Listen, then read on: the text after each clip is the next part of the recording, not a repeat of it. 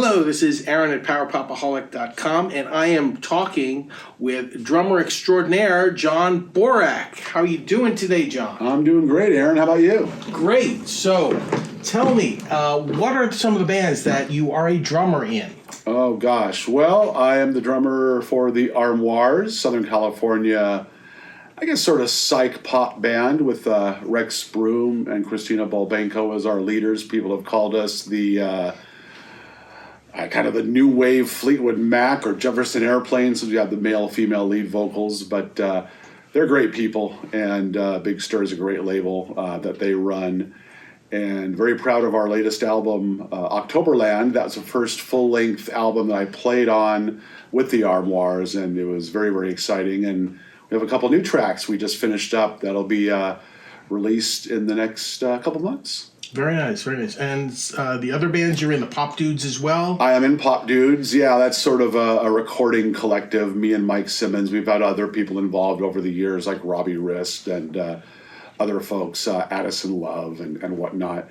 Our latest release is on the Rick Springfield tribute album that just came out on Curry Cuts Records. And we did a version of "Don't Talk to Strangers," which is kind of a yacht rock version, which is pretty cool. Nice. And the compilation's been getting good reviews. It's got some great artists on there like Splitsville, Linus of Hollywood, Eton Mirsky, and a bunch of other folks. So, and then we've got a song on a Raspberries tribute that's coming out, and then a couple other things we're in the process of recording and finishing up. Very nice. And another band you're in? Well, the other bands are basically cover bands. I play out a lot in LA and Orange County in California. I'm in a Beatles cover band. We're not a tribute band because we don't wear the fake wigs and the mustaches and all that kind of stuff or wear the costumes. We just play the music. And we're called Let It Be. Mm-hmm. And, after the Replacements album. And...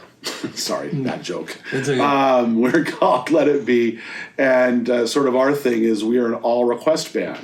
So whatever anybody wants to hear, we'll play it. If somebody calls out, I saw her standing there, it's no problem. Someone calls out pretty much anything but Revolution 9, we'll take a whack at it. It's a lot of fun. You can do You Know My Name, Look Up the Number. No one's ever asked, believe it or not. No one's ever asked. But if you come to one of our gigs and request it, we'll give it a shot. All right, very cool. But that's a lot of fun. And then I also play in a band called Vinyl Mavericks, and we do a lot of classic rock, 50s, 60s, 70s, 80s, everything from Chuck Berry to Linda Ronstadt, Creedence Clearwater Revival, just a lot of great stuff. Are you also a drummer in Sparkle Jets UK? Or No, I am not. I've recorded a few songs with them over the years, but Sparkle Jets, it's kind of like Spinal Tap. They've had so many drummers over the years, and a lot of them have actually, a few have imploded, a couple have exploded, and we don't know where they've gone. But no, they've got a regular drummer who's very, very good, Joel Valder, who used to drum with a bunch of people, including the Shambles, really great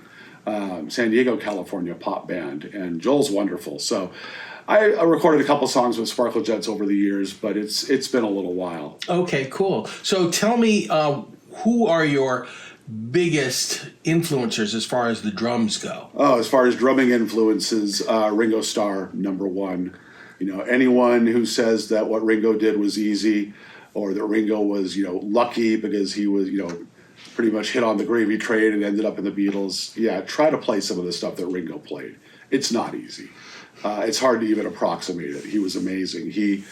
What I try to do is what Ringo did, serve the song. I'm not a flashy drummer. I don't go for all the crazy fills. I'm not Neil Peart trying to do Rush songs. It's serving the song. It's being compact. It's just playing what the song needs, no more, no less. So Ringo was the best at that. Other influences, Bunny Carlos from Cheap Trick, Rick Mank, Velvet Crush, of course, the late Clem Burke, who was absolutely amazing. Robbie Wrist is actually a great drummer. He's one of my drumming influences too, and he actually helped me a lot when I was just starting out by basically punishing me every time we went into the recording studio. And but it really taught me a lot about about drumming and feel and style, and I'd say those are probably my main drumming influences, but there's so many. I mean, you got to love Keith Moon, you got to love Charlie Watts. Anyone who likes, British invasion stuff from the '60s, Ringo, Charlie, and Keith. Those are your three heroes. But as far as the people who are still drumming now, Rick Mank he's pretty great, and Dennis Dyken, also the Smithereens. Again, someone who doesn't do a lot of flashy stuff, but he serves a song. He's right in the pocket at all times, and he's wonderful. What have you learned over the years dealing with different bands as far as, personality and work ethic and style, jumping around from band to band? Well, the one constant is to have fun. Anyone who does what I do on the level that I do it, if you're not having fun, there's no need to do it. We're not making a lot of money. We're not going to be famous. We're not going to sell 1 million records. It's about having fun, and it's about playing good music with good people. And I'm fortunate enough to be able to do that in every band that I'm in. And when it ceases to be fun, that's when I cease to do it. Understood. So another question I would have is, as far as, do you ever contribute with a lot of any of the songwriting on some of these things, particularly with the rhythm parts? I sort of, some songs I write my own drum parts.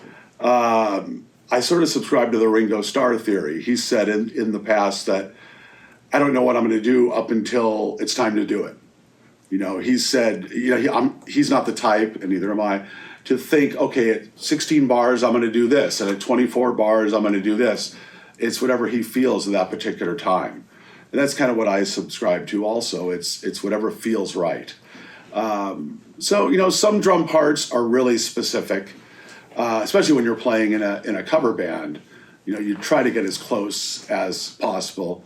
You don't want people not to recognize the song that you're playing when you're playing in a cover band. But with the originals, you have a little more leeway, and you're able to be a little more creative and kind of add some things to it. So that's a lot of fun. I actually have written some songs, though, lyrics, with Wade Johnson, who's a musician here in Texas. I think 3 different songs I've written some lyrics for, and I was just talking to him recently, and going to be writing some more. Wade writes the music, and I write the lyrics, and they're up on Spotify and digitally available, and it's a lot of fun. Just kind of another creative outlet for me. Awesome. So you also, of course, you're a writer as well, of course, and you've also reviewed a lot of new bands and things like that. Is there any particular new bands out now that has impressed you, not just with their drumming, but with their music in general? Oh, gosh. Aaron, there's so many great power pop bands and so many great pop bands. There's a lot of good music made. People who say there's no good music being made anymore, you're just not looking hard enough. So, a lot of the same stuff that you play on your radio show. There's a lot of great record labels out there that promote good indie music. There's Big Stir Records, there's Gem Records, just a lot of great stuff coming out. You just have to look a little bit harder. I enjoy a lot of reissues, that come out as well. There's a new power pop compilation coming out on Cherry Red Records called I Want to Be a Teen Again. A 3 CD set with all power pop stuff from the 80s. And nice. That's got an amazing track list. Look forward to getting that very, very soon. Jem just put out a live album from the Bongos. And that was pretty incredible. Just a great show, well recorded. Just so much stuff. And, if you check out my Goldmine Magazine column, that's where I sort of review all these new releases. And that's goldminemag.com. And then I also am in the process of writing a couple books also. All right, do you want to plug it? Go ahead. Yeah, plug sure. It, well, I've got 4 books out now, or that have been written. The latest is called The Beatles 100 Pivotal Moments in Beatles History. And it's sort of bite-sized looks at different moments in Beatles history, ranked in what I think is order of importance from 1 to 100. And that was a lot of fun to write, being a Beatles fan, trying to look at their history from sort of a different perspective. The next few that I'm writing, one I'm not really at liberty to talk about yet, but the other 2, one is going to be a book on 1970s singles. Basically, write about a bunch of singles from the 70s. Anything that made the top 100 on the Billboard charts is fair game for me to cover.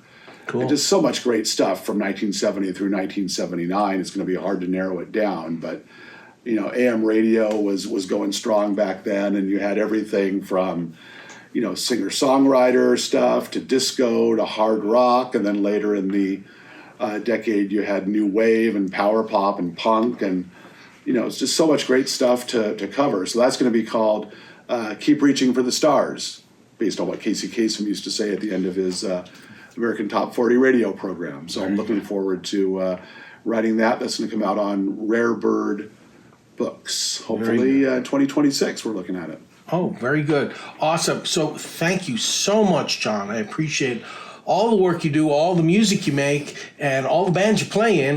We love to cover them here at PowerPopaholic.com. Thank you so much. Oh, thanks for having me, Aaron. Appreciate it.